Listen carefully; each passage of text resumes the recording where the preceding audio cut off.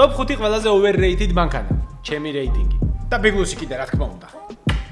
მეხუთე ადგილი. აქ ალბათ დიდი ჰეითი წამოვა, მაგრამ უნდა ვთქვა.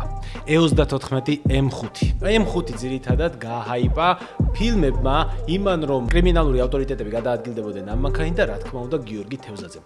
როგორც ასეთი თვითონ მანქანა ინჟინრულად, მოდი ასე ვიტყვი რა, ძალიან ბევრი მანქანა იმ დროს ბევრად უფრო მაგარი იყო ვიდრე E34 M5. ამიტომ თავიდან ბოლომდე ეს მანქანა არის ჰაიპი, ამიტომ ჩემი აზრით ერთ-ერთი ყველაზე overrated მანქანა ისტორიაში. მეოთხე ადგილი.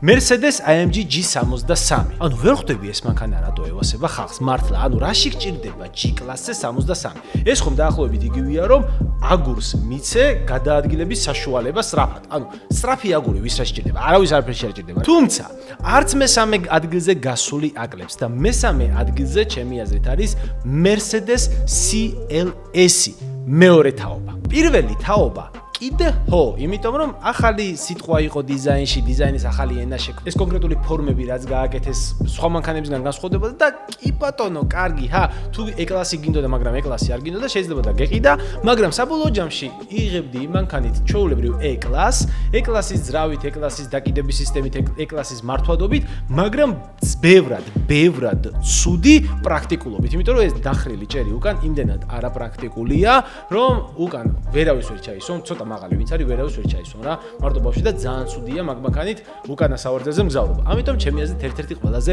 overrated მანქანაა CLS. მეორე ადგილზე გავიდა Nissan GT-R. ეს არის ძალიან მძიმე ავტომობილი, რომელსაც ჩემი აზრით Nissan-ი უშვებს მხოლოდ იმიტომ რომ მისგან ააწყონ დრაგსტერები და იყოს Lamborghini-ზე სწრაფი, მას შემდეგ რაც დაახარჯებ $150,000-200,000. მანამდე ეს არის ერთი უბრალოდ მძიმე ავტომობილი, რომელსაც თამაშებში ვირჩევდით, მაგრად მოგწონდა ფილმებიდან შეგვიყვარდა, მაგრამ საქმეზე რომ მიდგა და რომ გავტესტე, აღმოაჩინა რომ ერთი უბრალოდ მძიმე ავტომობილია, რომელიც არც მოქნილი, არც სასიამოვნო სამართავი არის, ამიტომ ძალიან overrated არის და ბოლოს ალბათ ყველა ავტომოყვარულის გაბრაზებას გამოვიწევ ახლა, მაგრამ ჩემი აზრით ყველაზე overrated მანქანა ისტორიაში არის Supra MK4. ერთადერთი მიზეზი, რატომაც Supra გახდა პოპულარული, იყო ფორსაჟი. მორჩა, მეტი არაფერი.